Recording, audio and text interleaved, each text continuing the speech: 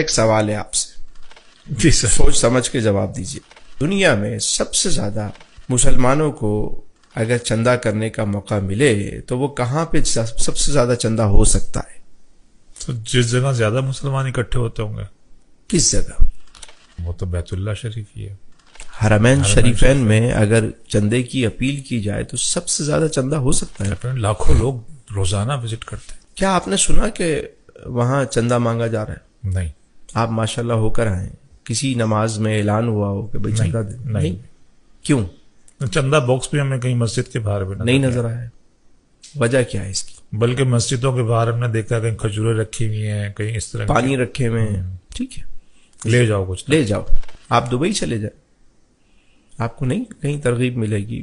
Oman چلے جائیں اور کئی GCC میں چلے جائیں, آپ کو یہ مانگنے والا کلچر نظر نہیں آئے گا. وجہ کیا ہے اس کی؟ کیا وجہ ہے سر؟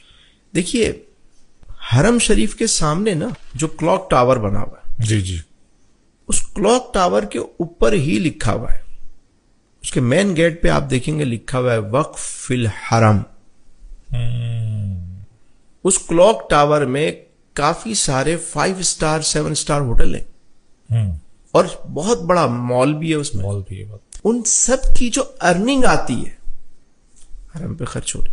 سرکاری سطح پہ تو سپورٹ جو بھی ہے, لیکن ایسی کئی چیزیں ہیں جس کی ارننگ جو ہے وہ حرم میں آتی ہے. مدینہ شریف میں آ جائیں. اب مدینہ شریف میں سب سے زیادہ چندہ ہو سکتا ہے جی. لیکن وہاں چندہ نہیں ہوتا. وہاں آپ دیکھیں گے حضرت عثمان بن عفان رضی اللہ تعالیٰ عنہ کے نام سے ایک ہوٹل آج بھی موجود ہے. اچھا, جس کا نام ہے فندق عثمان بن عفان. فندق عثمان بن عفان رضی اللہ تعالیٰ. یہ ہوٹل آج بھی موجود ہے. وہ جگہ ہے کہ ان کا جو کھجوروں کا باغ تھا, جی, انہوں نے مسجد نبوی شریف کے لیے وقف کیا ہوا تھا. تو صدیاں گزر گئیں, آج وہاں پر ہوٹل تعمیر ہے اور اس ہوٹل کے جو پیسے ہیں, جو ارننگ آتی ہے وہ حرم پہ خرچ ہوتی ہے. اور اس طرح کی کئی عمارتیں وہاں پر ہیں, کئی انڈسٹریز ہیں کہ جس کے پیسے حرم میں آتے ہیں. آپ چلے جائیں ایران, ہمارا پڑوسی ملک ہے. جی جی, وہاں امام علی رضا رضی اللہ تعالیٰ عنہ کا روضہ ہے. اعتراف میں جتنے ہوٹل ہیں, 5 اسٹار ہوٹل بھی ہیں وہاں, وہ سب ملکیت ہے اس ٹرسٹ کی, اور ان سب کی ارننگ وہاں آتی ہے. اچھا, یعنی اتنا فنڈ جمع ہوتا ہے, جیسے ہی فنڈ جمع ہو گیا انہوں نے کوئی اور پراپرٹی خرید لی, کوئی اور چیز خرید لی اور اس کو وقف کر دیا روزے کے لیے. اس سے کیا ہوا, آپ کے ایسٹ بڑھتے چلے گئے, انکم بڑھتی چلی گئی, پیسہ جمع ہو گیا, پھر کوئی چیز خرید لی, اس کو وقف کر دیا آپ نے. جی, ہم ادارے تو بناتے ہیں لیکن سورس آف انکم جنریٹ نہیں کرتے. ایسا ہی ہے. اب کیا ہوا, ادارے بڑھتے جا رہے ہیں, سورس ہے نہیں, ایک ہی سورس ہے کہ ہم نے مانگنا ہے. اب خرچے بڑھتے جا رہے ہیں. ابھی کیا ہوا, جب کووڈ آیا تو سب سے زیادہ وہ ادارے متاثر ہوئے کہ جو چندہ بیس تھے, کیونکہ ہر چیز بند ہو گئی. اب کہاں سے کوئی انکم آئی, ادارے متاثر ہو گئے. لیکن یہ ایک میسج تھا بہت بڑا, ہم نے اس سے بھی سبق نہیں سیکھا. ٹھیک ہو گیا بھئی, آپ اتنے ادارے بنا رہے ہیں تو ساتھ میں کچھ سورس آف انکم تو ساتھ میں جوڑیں.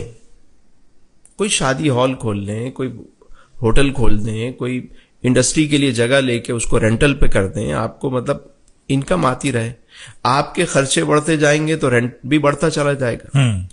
ٹھیک ہے, ہم یہ نہیں کرتے. سر وہ کہتے ہیں کہ وہ مطلب چندہ مانگنا جو ہے نا وہ اسلامی طریقہ یہی ہے. آقا کریم علیہ السلام کی پوری سیرہ مبارکہ میں کتنے مواقع پہ جو ہے وہ حضور نے یہ حکم فرمایا ہو. سر ایک کا تو آپ نے ذکر فرمایا تھا, لیکن وہ اضطراری کیفیت ہے, جنگ تبوک. اس کے علاوہ آپ مجھے بتائیں, ہاں دور سے کوئی قبیلہ آیا, اس نے آ کر کوئی عرض کی اور اپنے حال بیان کیے تو ٹھیک ہے جن کی, لیکن انفرادی طور پہ کوئی آیا, جی, اپنی ریاست کا کوئی معاملہ ہوا, تو حضور نے ایسا شاندار انتظام فرمایا کہ اس میں مانگنے کی ضرورت نہ پڑے. اچھا, کیسے سر؟ میں نے آپ کو عرض کی نا, وہ جو صحابی آئے جنہوں نے آ کر عرض کی, تو حضور نے فرمایا کہ کلہاڑا خرید کے لاؤ تاکہ تم اپنے پاؤں پہ کھڑے ہو جاؤ. یعنی اسلام یہ پسند کرتا ہے کہ تم مچھلیاں لا لا کے نہ دو، اسے مچھلی پکڑنے کا طریقہ سکھاؤ. واہ واہ. اسلام یہ چاہتا ہے کہ لینے والا دینے والا بن جائے.